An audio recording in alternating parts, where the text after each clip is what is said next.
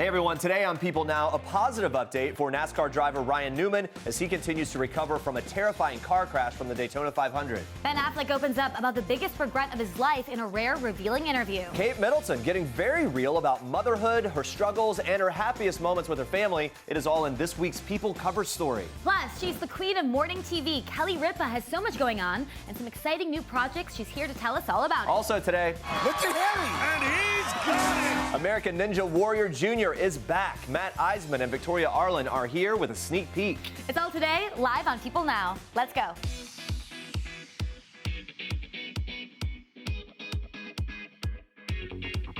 Hey, happy Wednesday, everybody. Halfway to the weekend. Woo!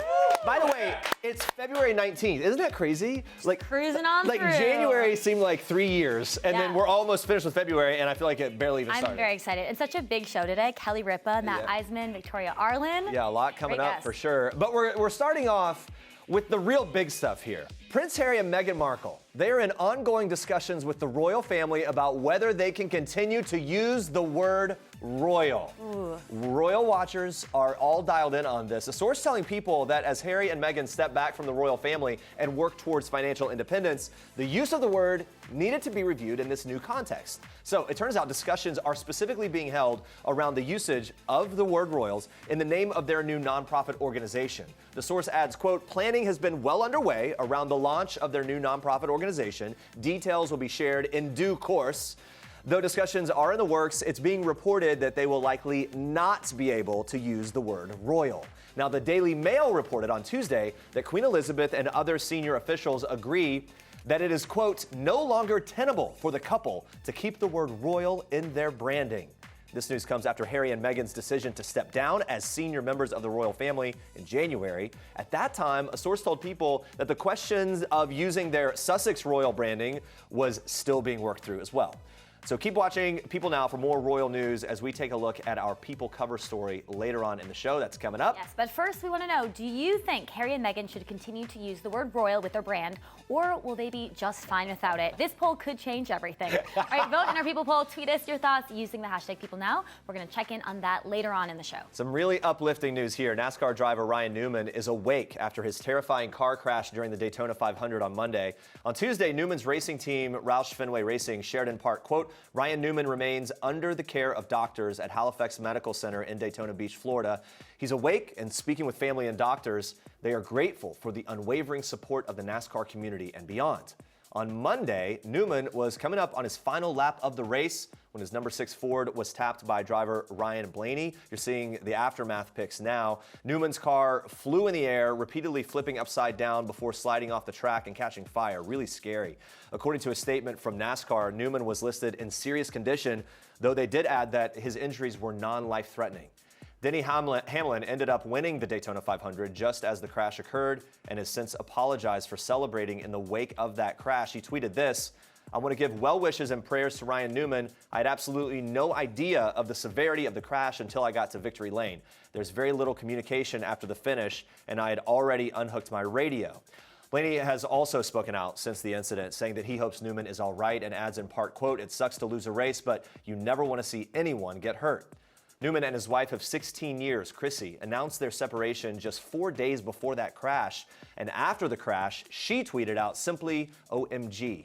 We, of course, are glad that Ryan's awake. We'll keep you posted as more news comes in on that. Let's move on to some more uplifting news. Actually, an engagement. Steve Kazee put a ring on it. He and Jenna Dewan are engaged. The announcement coming 5 months after they revealed that they are also having a baby together.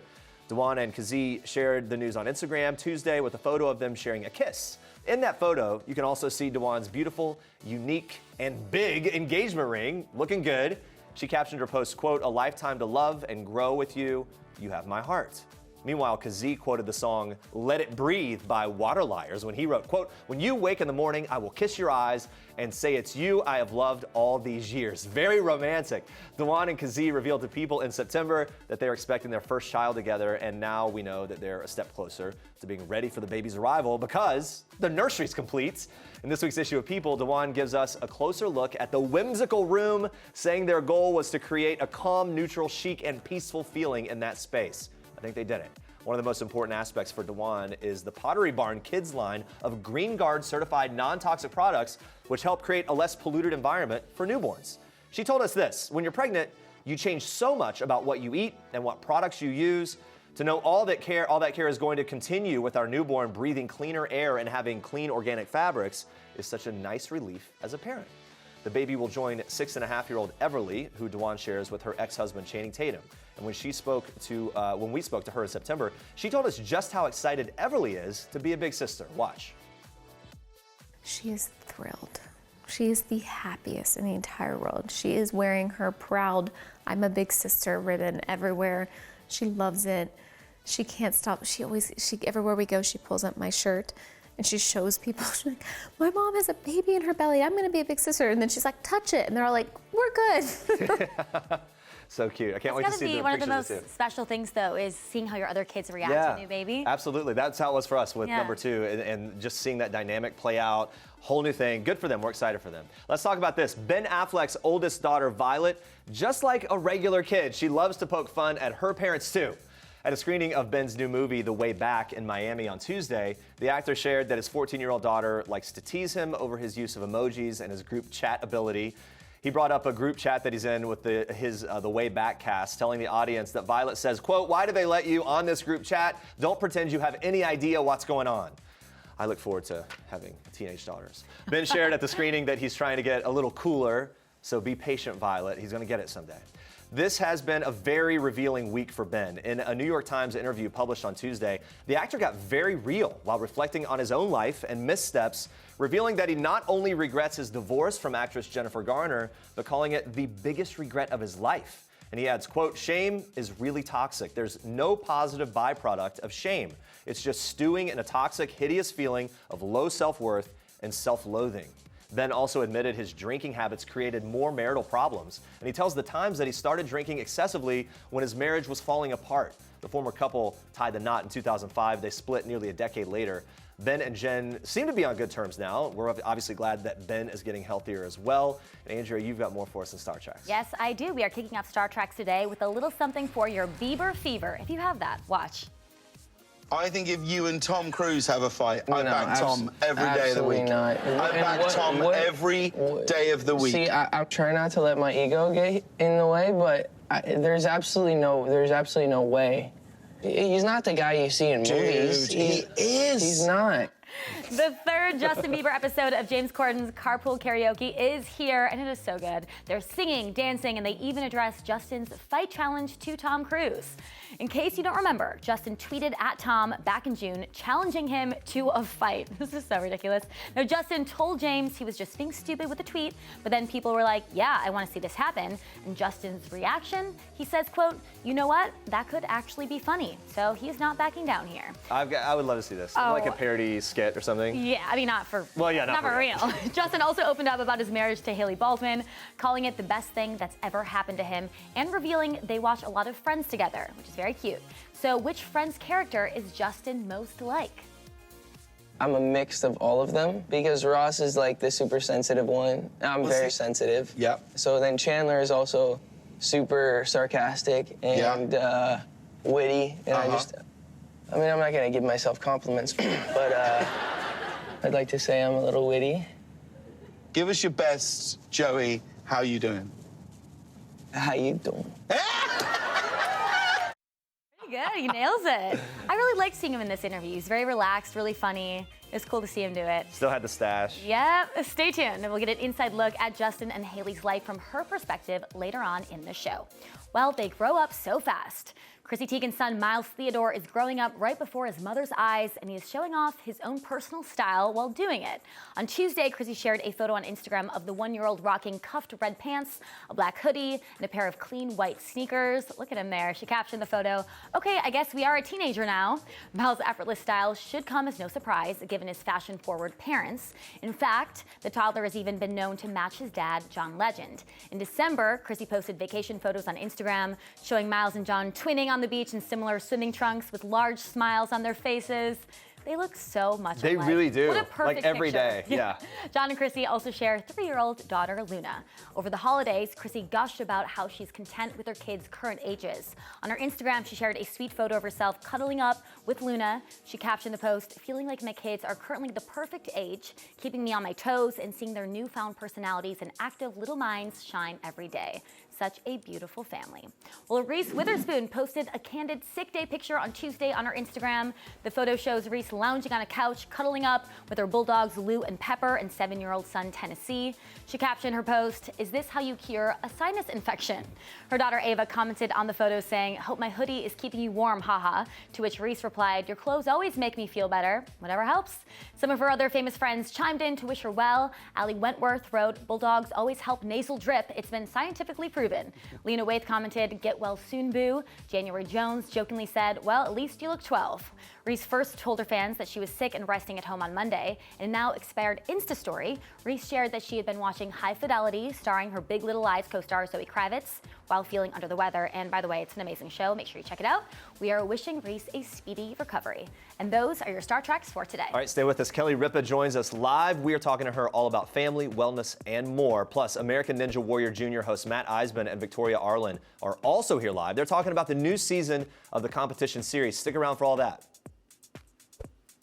All right, in this week's People Cover story, we're breaking down Kate Middleton's first big interview in 10 years in which she gets personal and candid about raising 3 kids, as well as her mission to help other parents feel supported. A source tells People that Kate's decision to speak out on the Happy Mom, Happy Baby podcast was not a vanity exercise, and adds that she's exposing herself as a mother and talking about her work. Kate's podcast appearance comes as she's promoting her groundbreaking survey called 5 Big Questions on the Under 5s. So over 200,000 responses have already been recorded, and that survey is going to help Kate kind of map out how she can help people and their caregivers. All right, let's break down what Kate actually said in the podcast interview.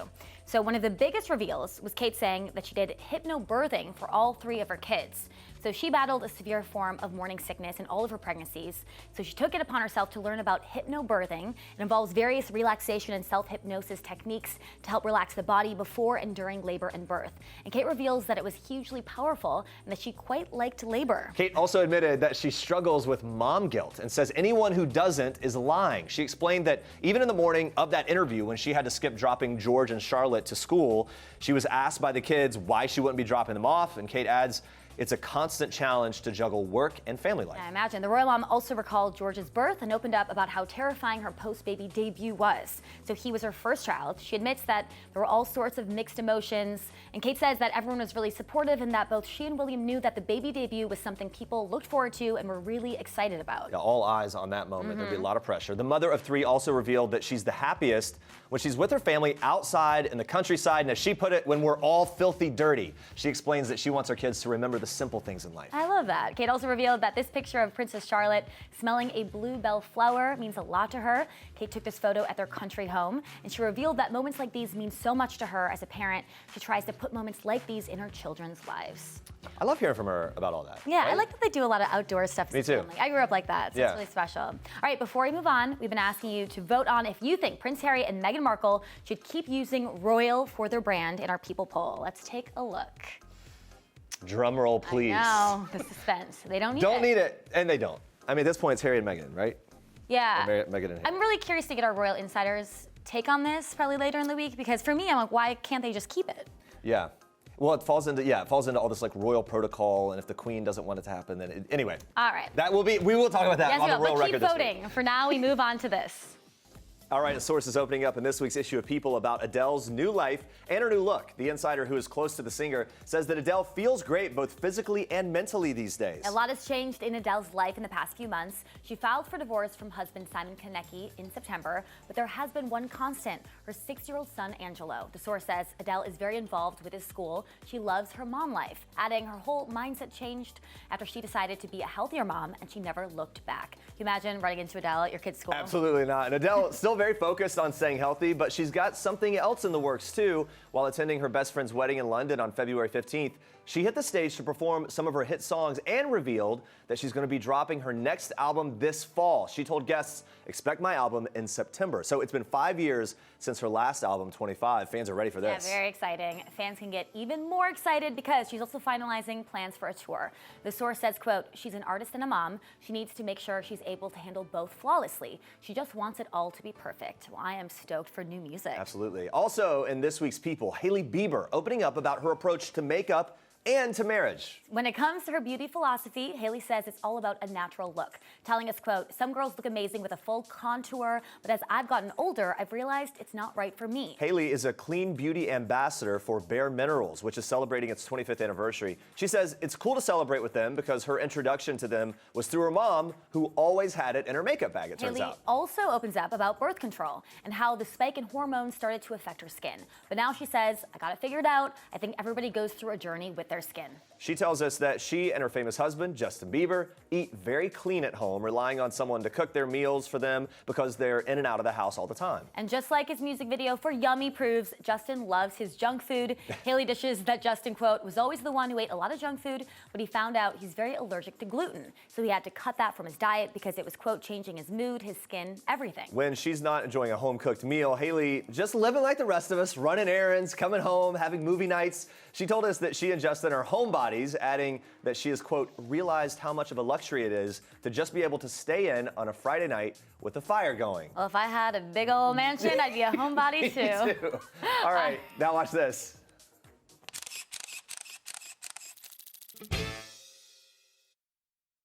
Harry first to the wingnuts. He needs to capitalize on that lead because here comes Lucas. And look at this, he's evened it up. Harry having trouble building up momentum. Lucas really getting that lower body going. Matt, Lucas spends a lot of time training, but he's got to now commit to it.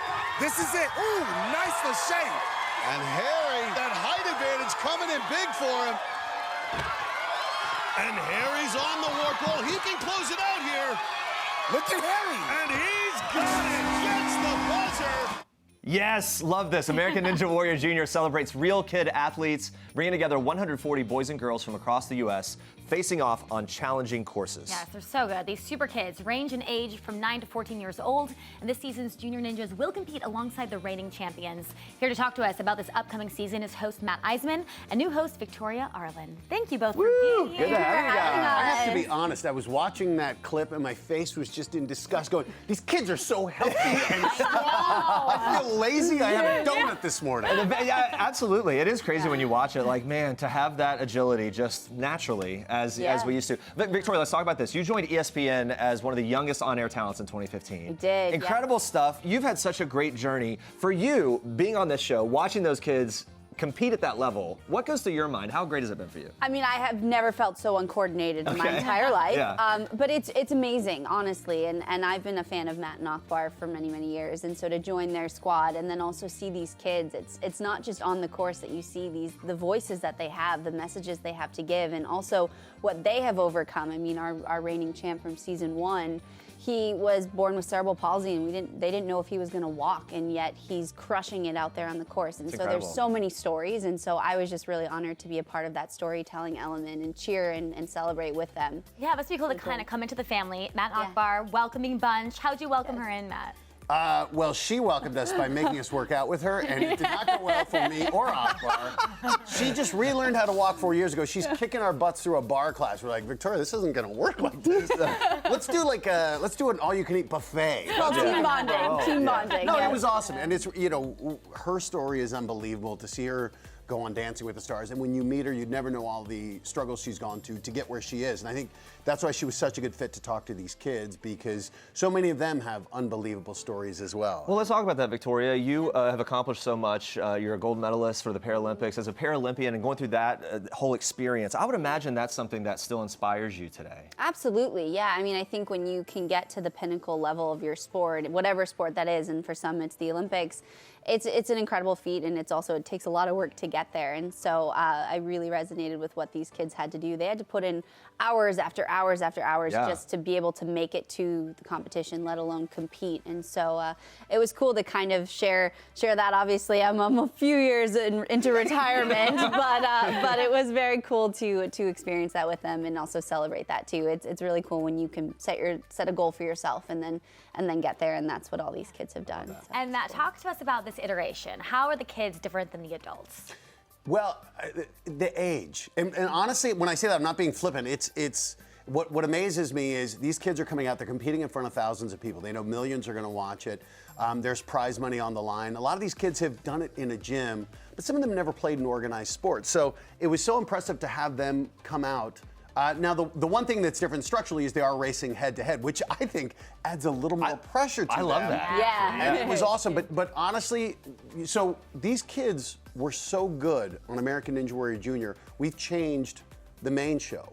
We used to have to be 21 to compete. We lowered it to 19 a few years ago. After watching these kids on American Ninja Warrior Jr., this year we've lowered the age to 15. So we're inviting some kids who competed on this season that's about to air. They will compete on the newest season of American Ninja Warrior against the adults on the same course. 15 years old. Wow, that's going to be cool. Yeah. Victoria, any standouts for you? I mean, you mentioned one of the kids there earlier, but any stories that really just kind of hit your heart or blew you away? Well, I think Van's who I mentioned before. I mean, I learned how to walk 4 years ago, and he was born that way, and they told his parents they didn't know what he was going to be capable of doing, and my parents were told that, and so I really resonated with that. I mean, he blew us away among many others there too, and I think what also really stood out was the sportsmanship, and we would do some tandem interviews, and one kid would have gotten through and the other hadn't, and you just see him being like, I'm just really excited to cheer my friend on, and I'm really excited to be here and to just be a part of this. And so I think the sportsmanship is really what stood out among some special kiddos as well. But each kid has a story, and we were able to tell the stories and be a part of that. And they have a huge message to give out there and be a real voice for young kids. And so it was cool to kind of be a part of that and see that as well. And there's a new twist this season, the wild cards. We have wild cards, right? So yeah. again, they're going head to head, and the reality is, it's like in the March Madness. If you go up against the #1 seed, you can be a great team, but you're out. And so what we found was we were going through qualifying. We do 4 episodes, then we have a quarterfinal. And what we said is in this, whoever are the 2 fastest who didn't win their way in, they got wild cards. Because if you're going that fast, you clearly have some skills. We just wanted to give them another chance to experience the Ninja Dream. And we saw the wild cards loved it. The matches, the wild card matches are ferocious. Yeah. But you never know where someone can just have an off moment, and this gives them another chance. Because honestly, it's not about winning. For so many of them, it's just, they're not competing head to head. They're not even competing against the course, they're competing against themselves. And what I love about this show is you see so many of these kids who lost, who didn't win, and yet had the biggest smile on their face because they were out here living their dream. We see that video, and it's just like those obstacles. I'm intimidated by every single one of them. Is there one in particular that, like, for you personally, it's like, oh, that one seems like it would get me every time? I think the warped wall. The warped wall's tough. Yeah, like I just stared at it for multiple hours a day. The cliffhanger where your fingertip. Oh, like, I'm 245. That ain't doing it. No. I just have my arms up. Yeah, right. I still can't do it. The sky hooks too are next level. I think every obstacle though, I just would watch and was like, oh my gosh. Yeah. Like Wait, I how would old your daughter? cry. 8 and so next year. Next year, yeah. She's coming in. Would you want that for them? Absolutely. We talk about this every time you come in. I'm just waiting. This is like I'm gonna push her into it. Like even if she doesn't want to, you get out there. I really do want her to do it. It is a good sport, and I think we see so many people benefit from being a part of it because it's just it's a positive experience. It's learning about hard work and it's building a community. Yeah, and like you mentioned, it's so supportive, and that it's kind of shocking with something that's competitive like that. Does it ever surprise you that everyone's kind of rooting each other on like this? To me, so this was a lesson I learned the very first season I was on American Ninja Warrior. We did a boot camp. We had 15. We were going to narrow it down to 10. And we thought it was going to be cutthroat. It was set up to be cutthroat. And after the first day, we sat down because we saw a guy who fell cheering on a competitor, giving him tips that would eliminate him. And that's when we realized we needed to listen to the athletes. This was something that was a part of Ninja Warrior from the beginning. And these kids, I think it's a reason the kids love the show, is this sense of it's not cutthroat, it's not binary, it's not one person wins and everyone else loses. It's this idea of we're all a part of this family, and we're pushing each other, and we get better together. Well, a lot of them train together. A lot of them work together. So it's like a family affair where they're like, I'm out here competing with my best friend. Like, it doesn't get any better than this. Yeah. And that's what's really cool. It's really cool. I love it. Yeah. Guys, thank you so much. Thank you. Great to talk to you. Good to meet you. Thank you for Fun. being here. You can catch American Ninja Warrior Jr., which airs this Saturday on Universal Kids. Check it out. 68 Whiskey is a new dramedy focusing on the lives of Army medics stationed in Afghanistan. The trio bonds over the dangerous world that they're living in and a shared sense of purpose. Jeremy Tardy, Christina Rodlow, and Sam Keeley stopped by. They talked to me about the show and their personal connection to the series. For Christina, who plays Sergeant Rosa Alvarez, the series and the storylines really hit home. Watch. Yeah, for me, it was the immigration issue that they talk about on my character, and that she's a dreamer, and they promise her citizenship when she joins the army. And when she's in Afghanistan, they tell her that her family is being deported and that they want to deport her as well. So that for me was like, I want to tell that story. Yeah, talk some about that. And I guess for a story like that to be displayed on such a big platform and to put it right out there for people in this way, what did that particularly mean to you? It means everything, because we need those kind of stories. We need people to see the struggle that we go through. We need people to see the other side of the story. We've seen the politics, we've seen that, we know that, but we need to see what people go through, and we need to make a statement. We need to, people need to realize that we come to this country to have a better life, and not only for us, but even for this country. She's fighting for this country. She's doing something for this country that doesn't even see her as a citizen when she doesn't know any other country but this. Now for Sam, getting the role of Cooper was emotional. Take a look at what he had to say.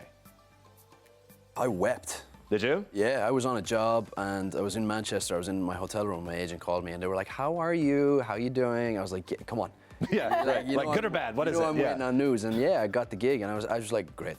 Wonderful, that's good." Yeah, hung up the phone, and then it just hit me like a wall. Yeah, it was pretty special because, it's. And I was saying to the guys, as an actor, jobs like this don't come along very often. So, and we got really lucky. Everybody on the cast is amazing. The writing's great, and we're all very proud of the show. So, to have that just be one hit after the other, when you pour your heart and soul into it, is a great thing. Now Jeremy, who plays a staff sergeant, gained an appreciation for those serving in the armed forces. Watch this. So I wanted to do everything possible, reading, watching documentaries. I have an uncle who was in Afghanistan in 2011, so I got to pick his brain. Just trying to get as much of a broad spectrum of knowledge and info about how I could step into these people's shoes, Was there any particular nugget your uncle told you that really made a difference? I mean, it's probably hard to narrow down, but was there one particular thing that kind of stuck with you? Well, honestly, I'd say in particular, it was more about trying to give him something that he could watch that would honor his experience out there. Because I tell him all the time, I'll play one on TV, but if they call my name. I think we all, starting out, had a intellectual respect and an intellectual understanding of what the soldiers do and how difficult that sacrifice must be. But once we started putting on the gear, and we're putting on 40 pounds of gear, we're running in the hills in the middle of Santa Clarita with 90-degree heat at the end of September, that gives you a different level of appreciation, because you know that the real soldiers, the men and women who are actually in Afghanistan, are putting on 80 pounds of gear, and they're running around in 130-degree heat. And it is life and death. Yes, and there is that imminent danger. And so when you actually try to put yourself in their shoes, it gives you an exponentially greater appreciation for what they do. And that's really what it's been for me. So great to hear from them. You can watch 68 Whiskey Wednesday nights on Paramount Network. All right, Kelly Ripa is the queen of morning talk shows, of course, on Live with Kelly and Ryan, and she's a mom and a wife and an amazing family. She's also staying dialed in with her health and fitness routine, and we're talking about all of it today with Kelly. Thank you for being here. Thanks for having me. It's great to see you. Nice. Yeah. I like the way you got that intro. The morning show queen. It's what your people sent us. Jeremy worked that out a lot. Because there was talk about Duchess, Princess. I was like queen or nothing. Royalty, whatever. We'll work a lot of things in. Yeah. We have so much to talk about. Yeah. Let's start with this, the important stuff. You're your show tweeted a video of Ryan Seacrest doing his special skill on your show, It is, the touching tongue. his nose with his tongue. But we didn't get to see your special skill. So what is your special skill? I pretty much don't have a special skill. I'm skill-free.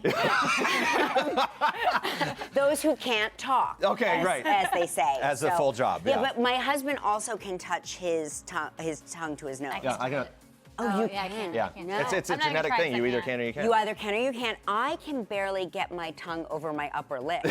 Okay, Yeah. so- I don't ever wear my lipstick, but yeah, I know, I'm right me there. either. Yeah. I know. I was like, I would show you, Just but I take our don't word. really want to ruin So here's a segue. You do have a special skill in terms of health and fitness. You're always so dialed in. I do- We, well- we follow you online, and you've got this now. You're doing this thing with Persona Nutrition. Yeah, I've got to tell you, it's so funny because I really am a fitness fanatic. All my life, I've been really fit into it, and I raised my kids, and I was really careful with their diet and their nutrition, their supplements, and I never did that for myself. I found it overwhelming. I found it confusing. I would sneak one of their vitamins because it was chewable. Okay. And that would pretty much be it.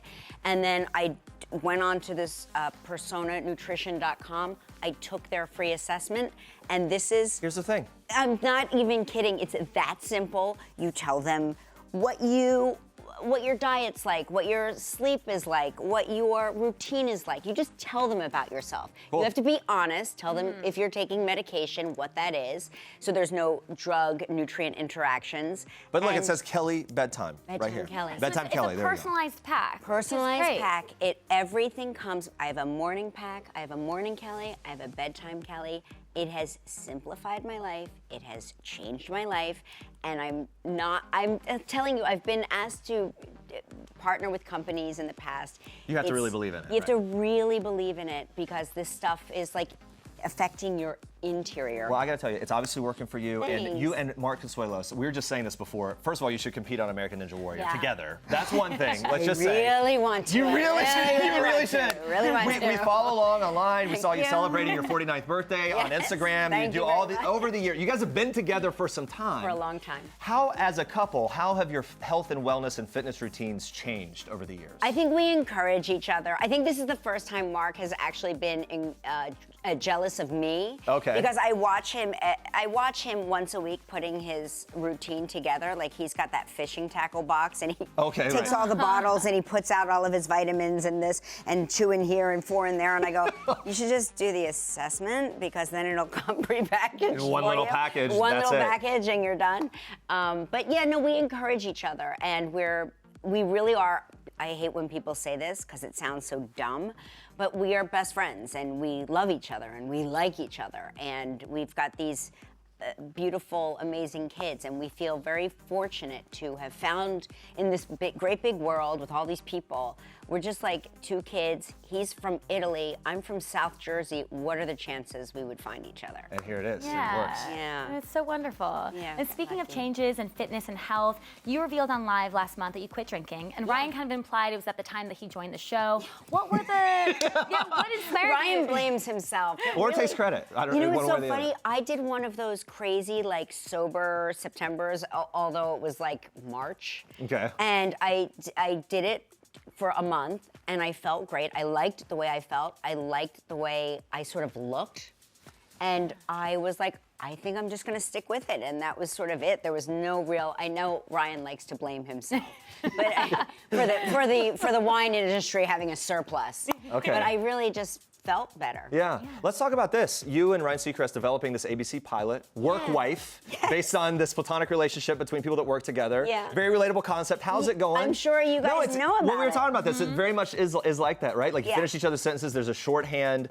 What is the development like and where are you in that? Well, we're in the middle of casting right now, and it's funny. As I was coming here, we're very involved. We are very much part of our production companies, and so we're sort of weighing in on casting as it's happening. And tomorrow the screen tests are happening. Oh, There's wow. like a lot going So you're on. literally like she's looking at like yes and no as you yes, came over. yes. How would Ryan be as an actor in the show? Ryan Seacrest is an amazing actor. Yeah? And I'm not kidding. I keep telling him, I'm like, if you want to take a 900% pay cut, you should go into acting.